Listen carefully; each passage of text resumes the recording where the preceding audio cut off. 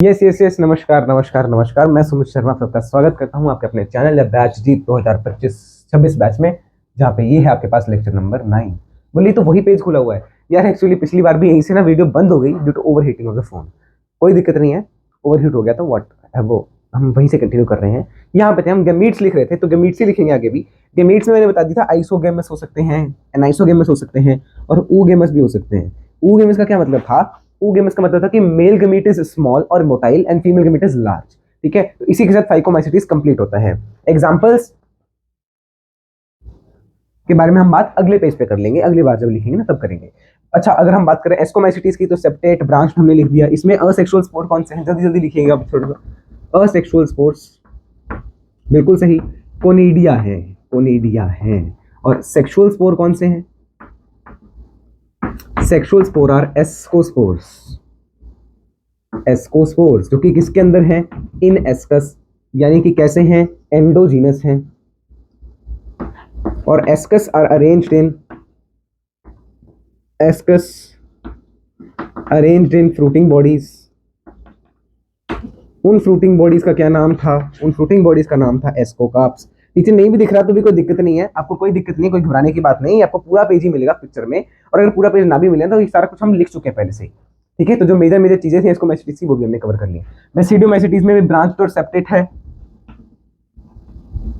Asexual spore है ही नहीं, और इसमें असेक्सुअल स्पोर कौन सा था? ड्यूट्रोमाइसिटीज में कौन सा था असेक्सुअल स्पोर? इसमें भी कोनिडिया था।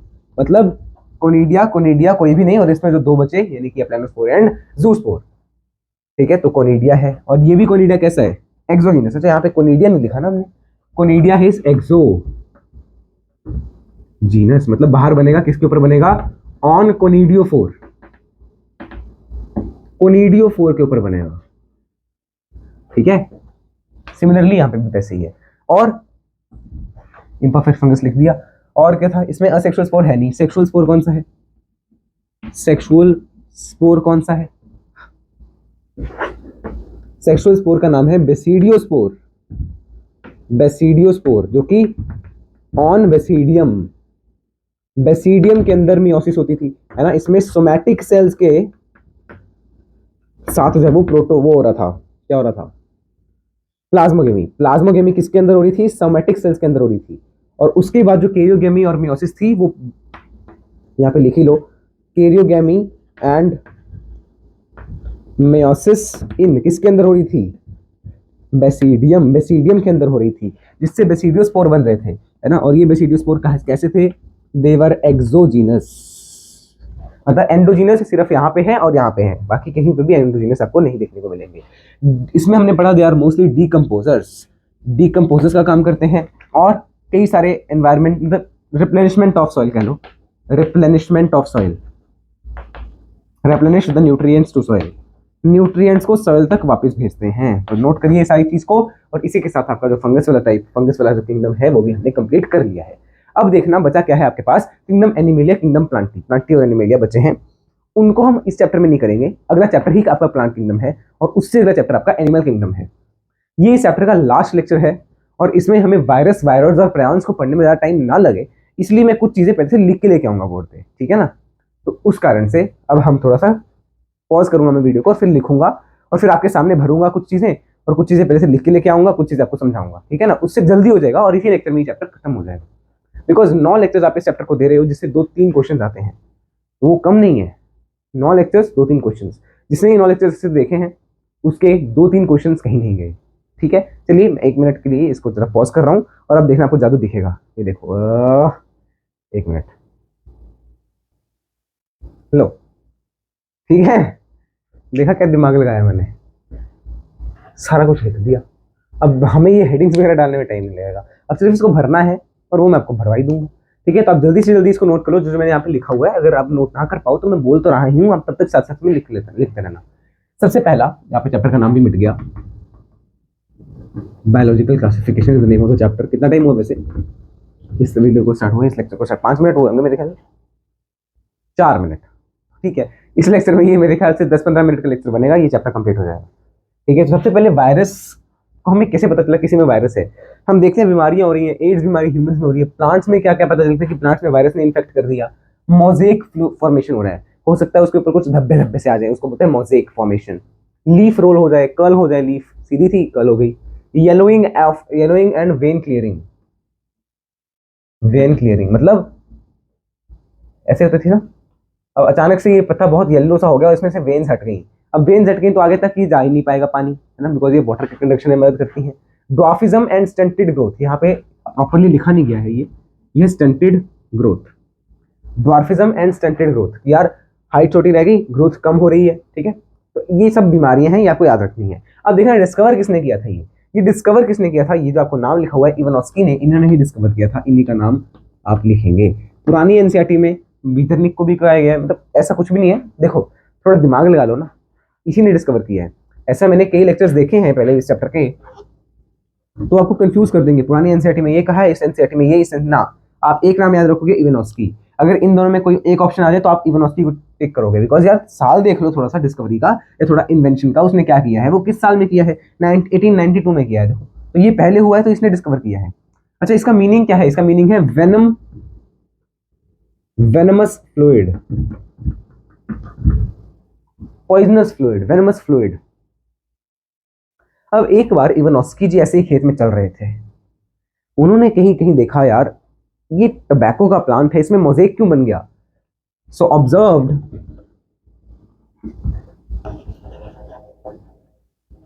Mosaic formation on tobacco plant and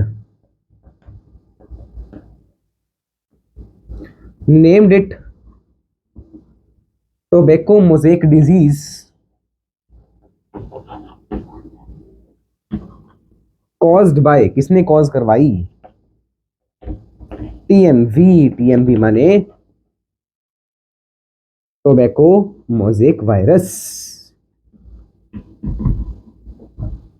tobacco mosaic virus, ठीक है। तो ये है। अच्छा फिर इनके बाद आए 1898 में बिजरनिक ने क्या किया, इन्होंने एक टोबैको में से extracted the fluid from one tobacco,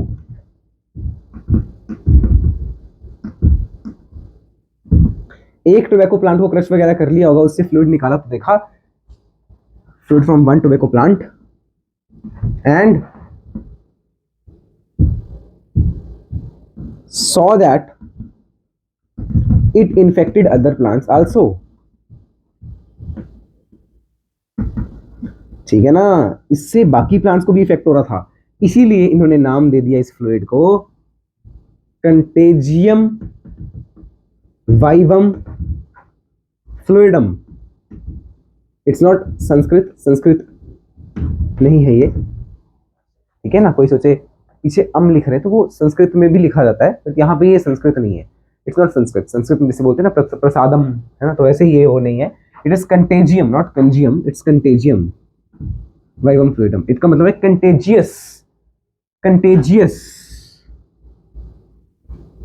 माने खतरनाक फ्लूइड जो कि डिजीज करता है और वायरस से हो रहा है, इसका मतलब ये था। अच्छा ये नीचे क्या लिखा हुआ है बताऊंगा, पहले ये देखो WM स्टैनली ने फिर 1935 में क्या किया, इन्होंने देखा कि यार एक वायरस को क्रिस्टलाइज कर दिया इन्होंने, है ना,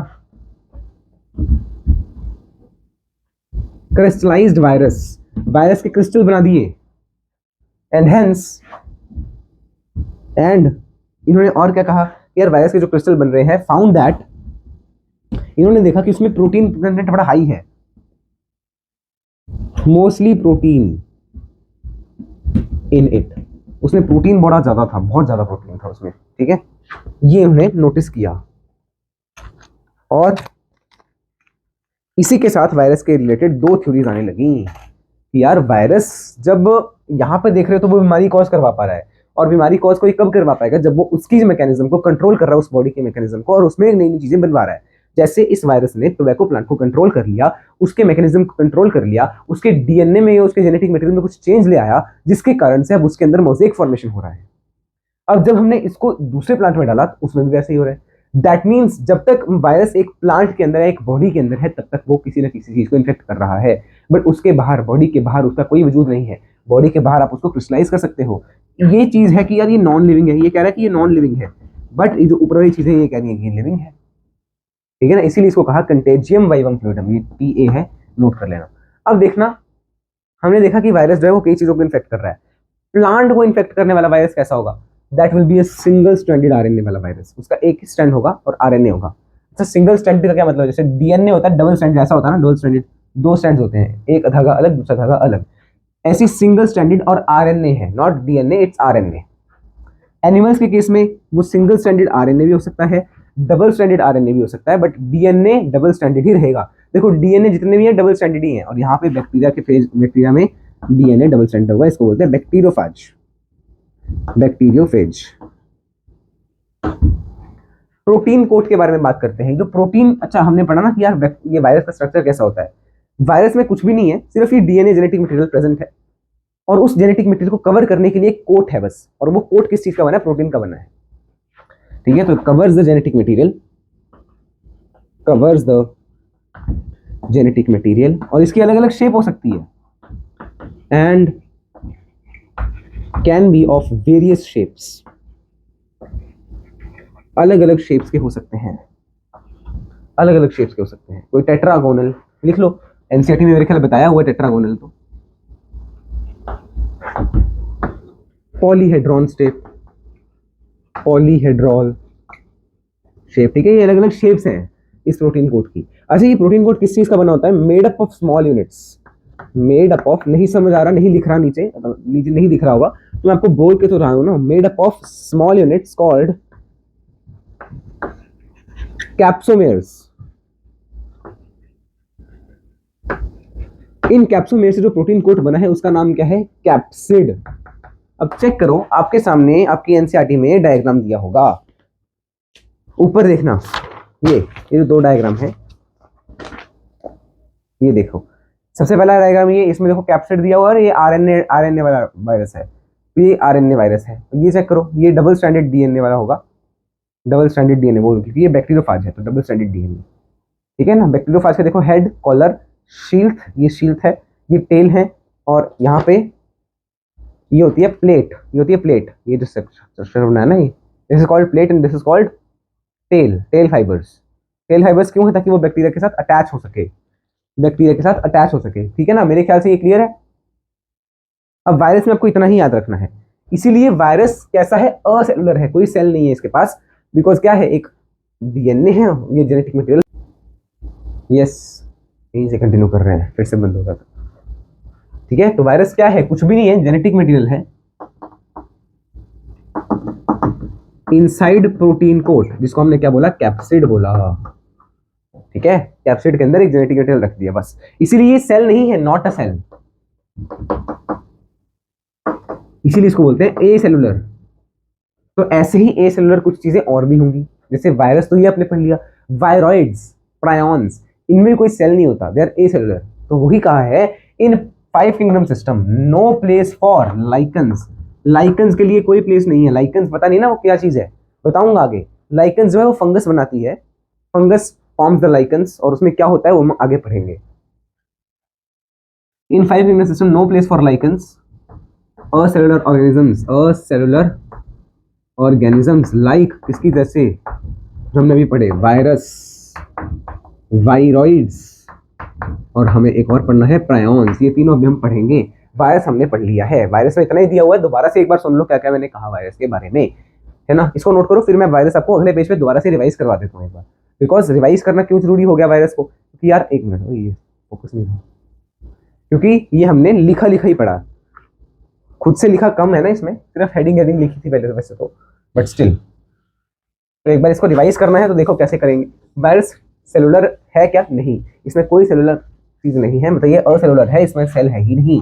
इट इज नॉट सेलुलर, यानी कि असेलुलर कह लो या नॉन सेलुलर कह लो, क्योंकि इसमें सेल ही नहीं है, कुछ भी नहीं है, सिर्फ जेनेटिक मटेरियल है, और वो जेनेटिक मटेरियल इसके अंदर पड़ा है। किसके अंदर पड़ा है? हाँ, प्रोटीन कैप्सिड, कैप्सिड के अंदर बना है। और वो कैप्सिड किसने, किस चीज से बना है? कैप्सिड बना है छोटे छोटे यूनिट्स, जिसको आपने क्या बोला? कैप्सोमेर्स। ठीक है ना, वो कैप्सोमेर्स किस चीज के बने? वो भी प्रोटीन से बने हैं, क्योंकि कैप्सिड ही पूरा प्रोटीन से बना है, तो कैप्सिड कैप्सोमेर से बना है। और कैप्सूल में भी प्रोटीन से बने होंगे ना फिर तो, ठीक है। जो जेनेटिक मटेरियल है वो सिंगल स्ट्रैंडेड आरएनए, हाँ सिंगल स्ट्रैंडेड आरएनए होगा in case of plants, double stranded RNA, single stranded RNA, double stranded DNA, ये तीनों में से कोई भी हो सकता है फॉर एनिमल्स। और अगर मैं बात कर रहा हूँ बैक्टीरिया की तो उसमें डबल स्ट्रैंडेड डीएनए होगा जिसको हम बोलते हैं बैक्टीरियोफाज। इसके बारे में डिस्कवरी के बारे में बात करते हैं। डिस्कवरी की है इवानोस्की ने। इवानोस्की ने 1892 में क्या बताया, 1892 में उन्होंने बताया है कि यार उन्होंने एक वायरस की डिजीज देखी है जो कि किसमें हो रही है, टोबैको प्लांट में हो रही है। उन्होंने देखा मोज़ेक फॉर्मेशन हो रहा है और मोज़ेक फॉर्मेशन किस कारण से हो रहा है उस ऑर्गेनिज्म को उन्होंने देखा। यहाँ पे एक चीज रहेगी लिखना, वो लिख लो। Ivanovsky noticed that the disease was caused by a very small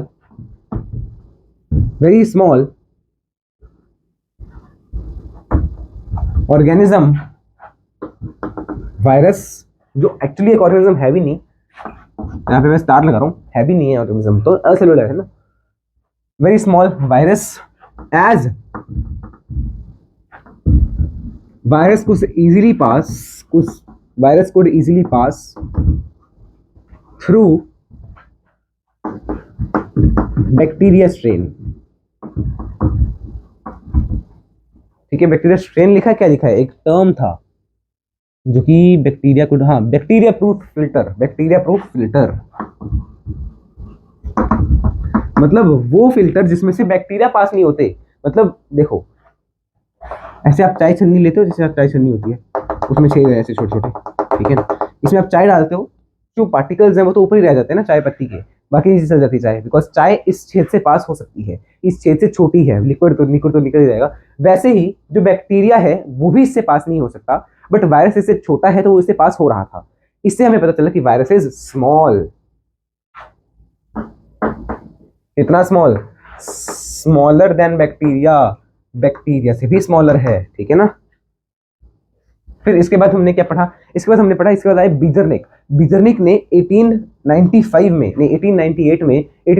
बीजरनिक ने क्या किया, बीजरनिक ने हमें बताया कि यार वायरस जो है वो मैंने एक टोबैको मोज़ेक से निकाला फ्लूइड, दूसरे में डाला तो मुझे पता चला कि दूसरे टोबैको मोज़ेक, उसमें भी टोबैको मोज़ेक डिजीज हो गई, दूसरे टोबैको प्लांट में भी। इससे उनको पता चला ये जो फ्लूइड है ये कंटेजियस है, मतलब ये डिजीज फैल सकती है, इसलिए उन्होंने कहा कंटेजियम वाइवम फ्लूइडम, यानी दिस फ्लूइड इज कंटेजियस, और जो कि वायरस से हो रहा है बीमारी इसकी, ठीक है। एंड एट लास्ट आए आपके पास जो है स्टैनली, ठीक है ना। स्टैनली ने क्या कहा, स्टैनली ने कहा 1935 में यार वायरस को हम क्रिस्टलाइज कर सकते हैं और उन क्रिस्टलाइज में मेजर पोर्शन जो है वो प्रोटीन्स का ही होता है, इसीलिए वायरस जो है वो असेलुलर भी है, वायरसेस आर असेलुलर और no place in 5 kingdom system. जिसको राइटिंग गंदी लग रही है अपने राइटिंग में अपनी कॉपी में लिखोगे, मैं थोड़ी लिखूंगा तुम्हारी कॉपी में, ठीक है ना। तो no place in 5 kingdom system, 5 kingdom system में कोई जगह नहीं दी गई वायरस को, ठीक है। तो इसको नोट करो और फिर हम करेंगे start with our next topic which is viroids, और वो भी मैं वैसे ही करवाऊंगा, पहले से लिख के लेके आऊंगा, ठीक है ना। तो ये लीजिए लो, ठीक है। तो देखो वायरॉइड्स क्या थे, पहले हम डिफरेंस के बारे में बात करते हैं कि वायरॉइड्स एक्चुअली है क्या। वायरस आपको पता है क्या थे, जेनेटिक मटेरियल प्लस कोट के अंदर, बट इसमें फ्री आरएनए, सिंपल ऐसे free RNA, no coat, no protein coat, कोई प्रोटीन कोट नहीं है, इसीलिए ये लो मॉलिक्यूलर वेट वाले हैं एज कंपेयर टू वायरस की बात हो रही है। डिफरेंस की जब हम बात करते हैं तो हम किससे साथ कंपेयर कर रहे हैं उसके अकॉर्डिंग बोलते हैं, उसके अकॉर्डिंगली। तो it is low molecular weight और इसका हायर मतलब इसके मुकाबले ज्यादा है, वैसे तो इसका भी कम ही है, पतला सा के, मतलब ये दोनों ही असेलुलर तो दिखेंगे भी नहीं ऐसे। हायर मॉलिक्यूलर वेट और ठीक है, ये जो वायरॉइड है ये भी बीमारी कर रहे थे क्या, हाँ ये भी बीमारी कॉज कर रहे थे। किसने डिस्कवर किया था, टियो डाइनर, ये देखो टियो डाइनर ने कब 1971 में डिस्कवर्ड एन इन्फेक्शियस एजेंट, इन्होंने देखा कि एक इन्फेक्शियस एजेंट है विच कॉज्ड, जो कि क्या बीमारी कॉज कर रहा है, potato spindle disease, not tomato, potato spindle disease,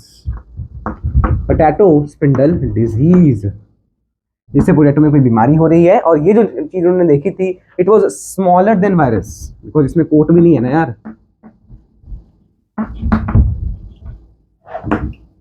larger than virus. Okay, virus में इतना दिया है। इसके बाद प्रायॉन्स करेंगे, तो प्रायॉन्स भी हम यहीं पे करेंगे। ये प्रायॉन्स है, इट्स नॉट प्रॉन्स, जो कि खाते भी हैं कुछ लोग, प्रॉन्स होते हैं ना कुछ खाने वाले, ठीक है। चलिए इसको नोट करो, खाने वाले क्या, वैसे तो वो सी फूड में आता है, ठीक है, वो तो अपना जीवन जी रहा है, बट हम खा रहे हैं उन्हें, क्या करें। यस, प्रायॉन्स भी लिख लिया है। तो देखो प्रायॉन्स में क्या है ना, एक्चुअली कई बीमारियां जो कि दिमाग से रिलेटेड थी, वो कैसे, देखो न्यूरोलॉजिकल का क्या मतलब है, जो कि न्यूरॉन्स या माइंड से रिलेटेड हो, ब्रेन से रिलेटेड हो, तो वो इन्फेक्शियस है, मतलब फैल सकती हैं। और वो कौन फैला रहा था, इट वर ट्रांसमिटेड टू, वो एक एजेंट फैला रहा था, और वो एजेंट कुछ था नहीं, वो सिर्फ प्रोटीन ही थे। तो हम उसको सेल माने, नहीं मान सकते, क्योंकि प्रोटीन है ना, सेल थोड़ी है। सेल मानने के क्या कंडीशन थे, वो हम पहले लिविंग वर्ल्ड में देख चुके हैं कि कौन सा सेल लिविंग है, कौन सा लिविंग नहीं है। सिंपल प्रोटीन है यार, क्या वो मतलब क्या वो ग्रो कर पाएगा, चलो ग्रोथ को छोड़ दो, क्या वो बाकी सारी फैक्टर्स जो कि लिविंग थे, डिफाइनिंग कैरेक्टर से लिविंग के, क्या वो उनको फुलफिल कर पाएगा, नहीं कर पाएगा। इसीलिए ये भी रायंस भी क्या है, असेलुलर है, कोई सेल नहीं है, सिर्फ प्रोटीन्स ही हैं, ठीक है। तो एजेंट था, और उसमें क्या थे, कंटेनिंग एबनॉर्मली फोल्डेड प्रोटीन्स। याद रखना है, प्रायॉन्स का मतलब है एबनॉर्मली प्रोटीन फोल्ड हो चुके हैं। एक्चुअली प्रोटीन की एक चेन होती है, ये प्रोटीन की चेन है जो कि एबनॉर्मली फोल्ड होगी, तो उससे कोई ना कोई बीमारी हो सकती है। तो ये वही है, एबनॉर्मली फोल्डेड चेन थी, वो आगे आगे ट्रांसफर हो रही है इस एबनॉर्मली फोल्डेड चेन के कारण बीमारी, ठीक है। इनका साइज कितना है प्रायॉन्स का, सिमिलर टू वायरसेस, जितना साइज वायरस का उतना ही। जैसे कल परसों एक्चुअली, या सुनाऊं, चलो सुना देते हैं। क्या है, मैं ना अपने ही घर में से किसी को फोन कर रहा था, ठीक है, रिश्तेदारों में से ही, कि आपके बेटे के लिए एक रिश्ता है, ठीक है। तो वो कहते कितनी हाइट है जी लड़की की, मैं कहा, अब मैं सोचने बैठा, मैंने कहा जितनी मेरी उतनी हाइट है लड़की की भी। वो पूछे तुम्हारी कितनी है, अब मैं क्या बताऊं यार। सिमिलर टू वायरस, तो इसका साइज कितना है, जितना वायरस का साइज है। अच्छा, ये बीमारी है बोविन स्पॉन्जिफॉर्म। अब ये बोलते बोलते किसी के जीव में क्रैम्प आ जाए, इतना बड़ा नाम है। दोबारा देखो, बोविन स्पॉन्जिफॉर्म, ध्यान से तोड़ तोड़ के पढ़ो, इन सिफेलोपैथी। तो बोविन स्पॉन्जिफॉर्म इंसेफेलोपैथी, जिसको आप बोलते हो कैटल में बीमारी है ये, है ना, गायों भैंसों में, कैटल मतलब जो चरने वाले होते हैं उनको बोलते हैं। तो बोविन स्पॉन्जिफॉर्म इंसेफेलोपैथी, और इसको आप बोलते हो मैड काउ डिजीज।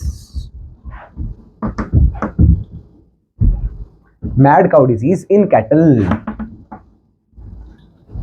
इसकी फुल फॉर्म, शॉर्ट फॉर्म याद रखना, BASE, बोविन स्पॉन्जिफॉर्म इंसेफेलोपैथी।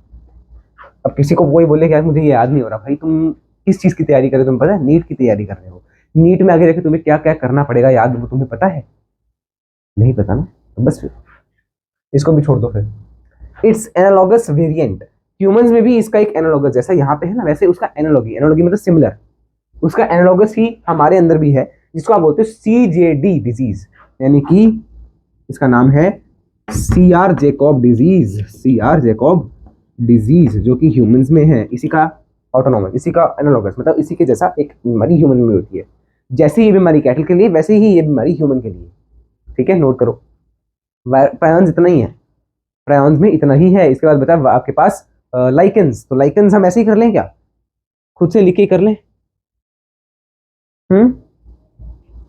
चलो खुद से लिख के कर लेते हैं। क्या लाइकेंस असेलुलर है, नहीं, लाइकेंस आर सेलुलर, बट फिर हमने उसको अलग क्यों रखा, क्योंकि यार लाइकेंस क्या होते हैं वो मैं आपको बताता हूँ। फंगस में मैंने आपको वो चीज नहीं पढ़ाई थी, जो मैं आपको अभी पढ़ाऊंगा।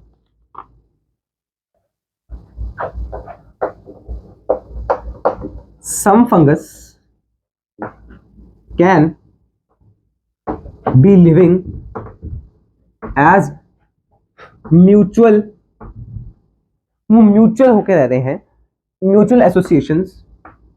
म्यूचुअल का मतलब है दोनों को फायदा हो।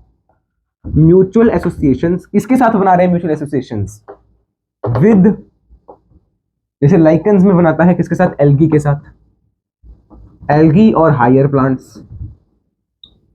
अगर तो हायर प्लांट्स के साथ जुड़ा है तो उसको आप बोलते हो माइकोराइजा, जो कि आपको यहां पे नहीं पढ़ना, अगले चैप्टर में पढ़ा देंगे।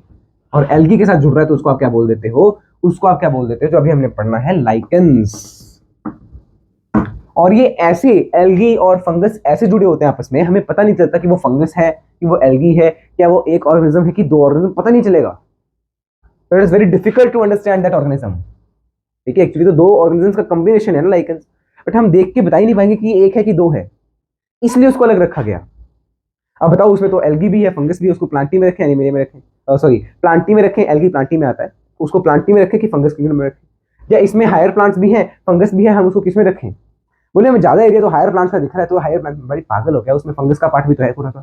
ठीक है, इस चैप्टर में हमें लाइकेंस पढ़ना है। तो it is not a cellular but difficult to recognize organism, recognize and categorize that organism। याद करो, आइडेंटिफिकेशन के बाद आता था कैटेगराइजेशन।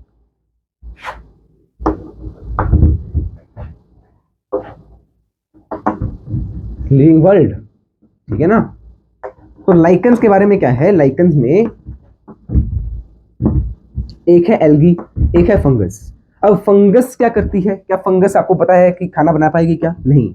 तो इसीलिए जो खाना बनाता है उसको हम क्या बोल देते हैं, और जो खाना खाता है उसको क्या बोल देते हैं? खाना बनाने को बोलते हैं फाइको। फाइको मतलब खाना बनाने का पिगमेंट है, फाइकोबायोन्ट। और जो खाना खा ही रहा है, कह रहा है ये खाना, दिस इज माई, इंग्लिश में दिस इज माई, ऐसे याद कर लो, माइकोबायोन्ट। मतलब मैंने कैसे याद रखा है, फाइको और एल्गी, और दूसरा तो माइकोबायोन्ट हो।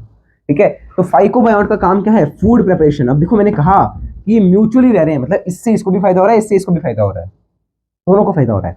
फूड प्रिपरेशन में मदद हो रही है, फूड प्रिपरेशन में मदद हो रही है, सॉरी ये फूड प्रिपेयर कर रहा है, और वो फूड ये खाएगा, फंगस को देगा, और फंगस इसको क्या देगा? एल्गी को। बदले में फंगस भी तो एल्गी को कुछ देगा ना। तो ये इसकी रीअब्जॉर्प्शन जो है, water absorbing characteristic, water absorbing capacity को इंक्रीज कर देगा। साथ ही आपने पढ़ा कुछ फंगस ऐसे होते हैं जो कि क्या नाइट्रोजन, मतलब न्यूट्रिएंट साइक्लिंग में भी मदद करते हैं, तो न्यूट्रिएंट प्रोवाइड करेगा, है ना। वो ये किसको दे रहा है? एल्गी को दे रहा है। इसको नोट करिए, तो एल्गी क्या कर रही है? इसको फूड प्रिपेयर करके दे रही है, यानी कि एल्गी इसको फूड प्रिपेयर करके न्यूट्रिशन प्रोवाइड कर रही है। किसको? फंगस को। और फंगस उसको ये सब दे रहा है। नोट करो, मैं 1 मिनट साइड पे हूँ, इसकी पिक्चर क्लिक करो, नोट करो, ठीक है ना। अच्छा एक चीज और रहेगी, यहाँ पे एक चीज तो लिखी थी हमने फंगस में, हाँ एल्गी के स्पेलिंग पहले तो हमने गलत लिखे हैं। देखो फंगस इसको साथ में शेल्टर भी प्रोवाइड कर रहा है कि यार तू मेरे पे रह ले। Fungus is providing this much to the algae, और एल्गी उसको फूड दे रहा है बना के, ठीक है। और साथ ही में ये इतने ज्यादा आपस में लगे होते हैं ना, हमें इतने चिपके हुए होंगे, हमें पता नहीं चलेगा, रिकॉग्नाइज ही नहीं होगा, कैटेगराइज ही नहीं होगा कि हम इसको एक ऑर्गेनिज्म रखें, दो ऑर्गेनिज्म रखें। साथ में एक और चीज लिखना, lichens do not grow in polluted areas. Lichens polluted areas में ग्रो नहीं करते, इसीलिए लाइकेंस को आप बोलते हो पॉल्यूशन इंडिकेटर। जहां पे लाइकेंस हैं मतलब वहां पे एयर बहुत अच्छी है, और जहां पे लाइकेंस नहीं ग्रो कर रहे हैं मतलब वहां पे पॉल्यूशन है, ठीक है। तो इसी के साथ आपका ये चैप्टर मेरे ख्याल से कंप्लीट होता है। इसको जल्दी से जल्दी नोट करो, फिर हम होमवर्क की बात करेंगे, और हम आपको एक और चीज दिखाना चाहूंगा मैं, उसकी थोड़ा सा वो दिखाऊंगा। 1 मिनट पहले आप इसको नोट करो, ठीक है ना। तो वो बताता हूँ मैं, तो पहले हम होमवर्क के बारे में बात कर लेते हैं। अब आपको टोटल कितनी डीपीपीज मिल जाएंगी चैप्टर की, तब अपलोड होंगी। अभी कोई भी डीपीपी अपलोड नहीं हुई है, ठीक है ना। अपलोड आज होंगी, सारी डीपीपीज एक साथ अपलोड होंगी, ठीक है। आज या कल, 2 दिन तक मुझे टाइम दे दो, उसमें आपको सारी डीपीपीज और इस चैप्टर के नोट्स अपलोड हो जाएंगे, ठीक है। फिर एक लेक्चर आपको मिलेगा, इसकी practice lecture, lecture number 10, practice questions करवाऊंगा मैं, ठीक है। जिसके साथ ये चैप्टर कंप्लीट कर देंगे। उसके बाद हम नेक्स्ट चैप्टर स्टार्ट करेंगे, वो आप मुझे बताना कौन सा चैप्टर स्टार्ट करना है, ठीक है। वैसे तो प्लांट किंगडम, एनिमल किंगडम कर लेंगे तो बढ़िया रहेगा, that's all up to you, ठीक है। और रिवाइज करना है चैप्टर को, and chapter is now over. इसका आपको जो है पीडीएफ ऑफ नोट्स मिल जाएगा ऑन टेलीग्राम चैनल। आप सर्च करना जीत 2026 या 2025, दोनों चैनल्स में मिल जाएगा। दोनों चैनल्स पे इसके नोट जो है, नोट्स जो है वो अवेलेबल करवा दिए जाएंगे, पीडीएफ नोट्स हो गए। और भी कुछ सोचा था, हाँ test of chapter 2 biological classification, biological classification plus living world, दोनों चैप्टर्स का टेस्ट होगा, एक साथ होगा। इसके आएंगे कुल 15 क्वेश्चंस, इसके आएंगे कुल 5 क्वेश्चंस, तो टोटल हो गए 20 क्वेश्चंस, 2 4 8, 80 मार्क्स। 80 मार्क्स का टेस्ट होगा। कब होगा उसके बारे में बात कर लेते हैं अभी भी। आज है 28 तारीख, ये दोनों चैनल्स पे कुल मिला के आज एक चैनल पे जाएगी, कल दूसरे पे, तो 29 तक चली जाएंगी, है ना। तो 30 और ये है आपके पास महीना 5वां, जनवरी फरवरी मार्च अप्रैल मई, तो 31 दिन का होता है ना ये। तो आप इसका टेस्ट दोगे 2 तारीख को, 2 जून 2024 संडे को, ठीक है ना। और उसी के साथ आपको उसी दिन जो है इसके सॉल्यूशंस भी अवेलेबल करवा दिए जाएंगे, सॉल्यूशंस भी उसी साथ आपको मिल जाएंगे साथ साथ, ठीक है ना। और अच्छा, और एक और चीज, ये तो आपने कर लिया, बट मैंने आपको कुछ बोला था कि यार क्वेश्चंस मैं आपको करवाता हूँ, बताता हूँ। अब आप मुझे बताना, ये जो क्वेश्चन अभी मैं आपको दिखाऊंगा ये 2024 के क्वेश्चन है, वेट करो 1 मिनट के लिए, ये देखना। पहला क्वेश्चन 2024 का question, which of the following is not the criteria for fungus classification, mode of nutrition, अरे मोड ऑफ स्पोर, हाँ स्पोर फॉर्मेशन था, किसी में एंडो था, किसी में एक्सो था, फ्रूटिंग बॉडी भी थी, है ना, किसी में एस्कोकार्प्स था, किसी में बेसिडोकार्प्स था, और किसी में तो थे ही नहीं। मॉर्फोलॉजी ऑफ माइसीलियम, हाँ माइसीलियम भी किसी में सेपरेट, किसी में सेपरेट, मतलब एक ही बच्चा जो कि नहीं हो सकता है। तो क्या मैंने ये करवाया होगा, आगे देखना 1 मिनट। ये लो, ये पिछले साल के नोट्स हैं, पिछले साल तो मैंने ऐसे ही पढ़ाया था ये, ठीक है। और वहाँ पे ये देखो, ये बेसिस और ये अंडरलाइन किया हुआ सारा, तो बेसिस को पढ़ाया है ना मतलब। और यहाँ देखना, Rhizopus Ustilago Puccinia Agaricus, mushroom smut fungus, मतलब smut rust mushroom Rhizopus Ustilago, ये देखना, ये तो यहाँ नहीं है, यहाँ पे सिर्फ राइजोपस के बारे में बताया था। और ये तो अगला है, यहाँ देखो पुसिनिया रस्ट अस्टिलैगो स्मट, और ये तो आपको अभी भी पता है ना अगैरिकस मशरूम, ठीक है। ये तो मैंने आपको अभी भी ट्रिक्स के साथ बताए हैं। तो इसका मतलब है कि यार सारा कुछ हम पहले से ही कवर करते आ रहे हैं, और इस साल हमने और बेटर तरीके से सारी चीज़ें कवर करने की कोशिश की है। अब आप मुझे बताना कि क्या आपको इन 9 लेक्चर्स में कहीं दिक्कत है। 10th लेक्चर आपको मिल जाएगा, और आप इस चैप्टर को रिवाइज करना, पीडीएफ नोट्स आपको मिल जाएंगे, और साथ में एक और चीज़ बोली मैंने अभी, पीडीएफ नोट्स मिल जाएंगे, और भी कुछ था, चलो देखते हैं, ठीक है। कुछ तो अभी मिस कर गया, चलो कोई नहीं, मिलते हैं हम कल, तब तक के लिए। अच्छा, नए चैप्टर स्टार्ट करेंगे, वो हम देखते हैं कौन सा करना है, वो हम जून में स्टार्ट कर लेंगे, ठीक है। मिलते हैं कल, तब तक के लिए जय श्री कृष्ण, राम राम, सीताराम, राधेश्याम, श्रीमन नारायण, राम राम।